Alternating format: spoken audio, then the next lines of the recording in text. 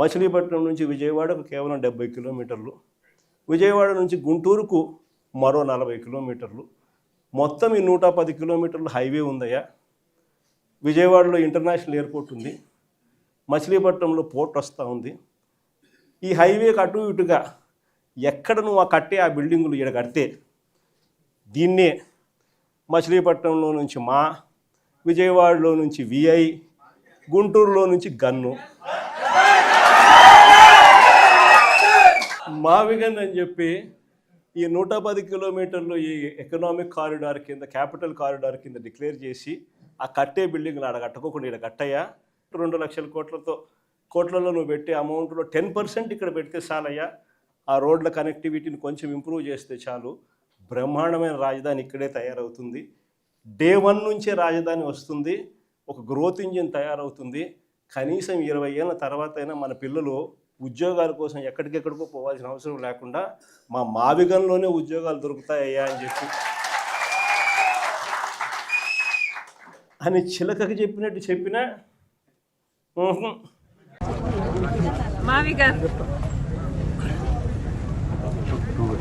ఎంతసేపు గన్నులు గొడ్డలేనా? ఎంతసేపు నరకాలి, చంపాలి, నాశనం చేయాలి, ఇదే. నిర్మించాలి, కట్టాలి అన్న ఆలోచన వైసీపీకి, జగన్మోహన్ రెడ్డి గారికి ఉండుంటే అధికారం లేకొచ్చిన 6 నెలల్లో జలయజ్ఞం పూర్తయిపోయింది. కనీసం రాజధాని కోసము ఇటుక మీద ఇటుక కూడా పెట్టలేదు. అధికారం లేకొచ్చిన కొన్ని రోజులకే ప్రజావేదిక అనుకుంటుంది, దాన్ని కూల్చేశారు. అప్పుడే అర్థం కావాల్సింది వీళ్ళ ఇంటెన్షన్ ఏమిటి అని. లాల్ మావిగన్నట అమరావతి బదులు మావిగన్ అంటున్నారు. ఇక పులివెందుల బదులు ఆవి గొడ్డలి అంటే సరిపోతుంది.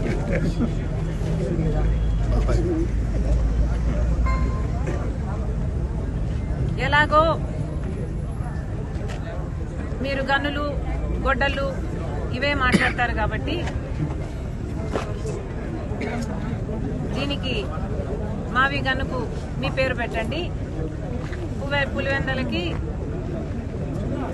అవినాష్ పేరు మీద ఆవి గొడ్డలి పెట్టండి. మీ పేరులోనే ఉన్నాయి గన్ను, అవినాష్లో నాశనం. ఇక వేరే ఏం చెప్పాలి మీకు? అసలు మావిగన్ ఇంత అద్భుతమైన ఐడియా అయితే మరి మీరు అధికారంలో 5 సంవత్సరాలు ఉన్నారు కదా, మరి గాడిదలు కాసారా? ఎందుకు అమలు పరచలేదండి మావిగన్ను? మావిగన్ను నిజంగానే అంత అద్భుతమైన ఐడియా అయితే మీరు 3 రాజధానులు అని ఎందుకన్నారు? మావిగన్ను ఎందుకు అమలు పరచలేదు?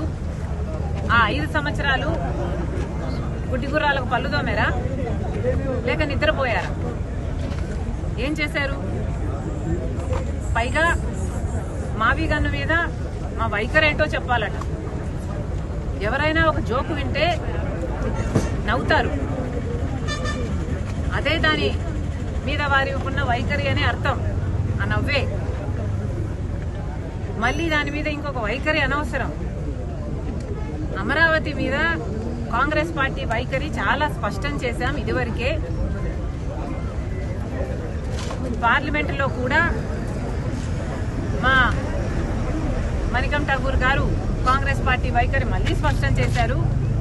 మేము అమరావతికి మద్దతు ఇస్తూనే అమరావతికి అప్పులు ఇవ్వకండి, అమరావతి కట్టడము కేంద్రం బాధ్యత, అమరావతి కట్టడానికి ఎన్ని అయితే డబ్బులు అవుతాయో పూర్తిగా నిధులు ఇవ్వండి తప్పితే మాకు అప్పులు ఇవ్వద్దండి అని చెప్తూ స్టేట్ రీఆర్గనైజేషన్లో పెట్టిన అన్ని వాగ్దానాలను హామీలను కూడా గుర్తు చేస్తూ అవన్నీ కూడా నెరవేర్చాలి అని పార్లమెంట్లో కాంగ్రెస్ పార్టీ తరఫున మాట్లాడడం జరిగింది. అది మా వైఖరి. ఇంకా మీకు స్పష్టంగా అర్థం కాకపోతే ఇప్పటికైనా అర్థం చేసుకోండి. మేము కాంగ్రెస్ పార్టీ తరఫున అమరావతికి మద్దతు ఇవ్వడమే కాదు, అమరావతికి కావాల్సిన ఏ సహకారమైనా కాంగ్రెస్ పార్టీ తరఫున మేము చేయడానికి సిద్ధంగా ఉన్నాం. ఒక్క నిమిషం, లెట్ మీ కంప్లీట్. కేవలం అమరావతికి మేము మద్దతు ఇచ్చినందుకు, మావిగన్ను ఒక జోక్ అని మేము అన్నందుకు నేనేదో ఎవరి దత్తపుత్రిక, మోదీ గారి కూటమి ప్రభుత్వానికి దత్తపుత్రిక, కూటమి దత్తపుత్రిక అని మాట్లాడుతున్నాను. పచ్చకామర్లు కమ్మినోనికి లోకమంతా పచ్చగానే కనిపిస్తుందట. జగన్మోహన్ రెడ్డి గారు బీజేపీతో అక్రమ పొత్తు పెట్టుకున్నారు. ఎందుకంటే బహిరంగ పొత్తు పెట్టుకునే దమ్ము లేదు, ఆయన ఓటు బ్యాంకు అనుమతించదు. కాబట్టి బీజేపీతో, మోడీతో అక్రమ పొత్తు పెట్టుకున్నారు. మోడీ గారి దత్తపుత్రుడిగా ఇన్ని సంవత్సరాలు అధికారంలో ఉన్న ఇన్ని సంవత్సరాలు ప్రతి బిల్లుకు మద్దతు ఇచ్చారు. కాలర్ పట్టుకుని ప్రత్యేక హోదా తీసుకొస్తాను అని ఓట్లేయించుకున్న జగన్మోహన్ రెడ్డి గారు ఒక్కసారి కూడా ప్రత్యేక హోదా గురించి మోడీ గారి దగ్గర ప్రస్తావన తెచ్చిందే లేదు. కాబట్టి వీళ్ళు మోడీ గారికి దత్తపుత్రుడిగా బీజేపీతో అక్రమ పొత్తు పెట్టుకున్నారు. కాబట్టి మేము కూడా అలాగే వ్యవహరిస్తున్నామని వీళ్ళు అనుకుంటున్నట్టున్నారు. అయ్యా, మాకు అవసరం లేదు. చంద్రబాబు గారితో మేము అక్రమ పొత్తు పెట్టుకోవాల్సిన అవసరం మాకు రాలేదు, మాకు రాదు. ఇది కాంగ్రెస్ పార్టీ. రాజశేఖర్ రెడ్డి గారు ఏ లెగసీనైతే కాంగ్రెస్ పార్టీకి వదిలి వెళ్లారో ఆ లెగసీని మోస్తున్న వాళ్ళం మేము, ఆ ఐడియాలజీని మోస్తున్న వాళ్ళం మేము. మీలాగా బీజేపీకి మతం పేరుతో, కులం పేరుతో చిచ్చు పెట్టే బీజేపీ పార్టీకి మద్దతిస్తున్న వాళ్ళం కాదు మేము. రాజశేఖర్ రెడ్డి గారు నిజమైన వారసులుగా, ఐడియాలజీకి మేము నిజమైన వారసులుగా మేము బీజేపీకి వ్యతిరేకంగా పోరాటాలు చేస్తున్నాం. కులాన్ని, మతాన్ని అడ్డుపెట్టుకుని ఆ పేర్లు వాడుకొని చిచ్చు పెడుతుంటే మేము వ్యతిరేకిస్తున్నాం. పైగా ఏమన్నారండి, ఇదేంటిది కాదు ఆయన కాదన్నా, మన కుక్క, నేను కుక్కల మన ఒప్పుకున్నాడు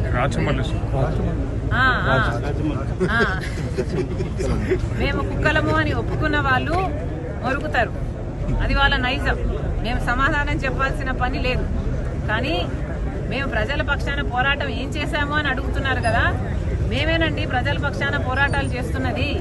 విశాఖ స్టీల్కైనా మేమే పోరాటాలు చేశాం, రైతుల పక్షాన మేమే పోరాటాలు చేస్తున్నాం. ఇప్పుడు ఉపాధి హామీ పరిరక్షణ యాత్రగా 50 రోజుల వ్యవధిలో ప్రతి పార్లమెంటులో 2-3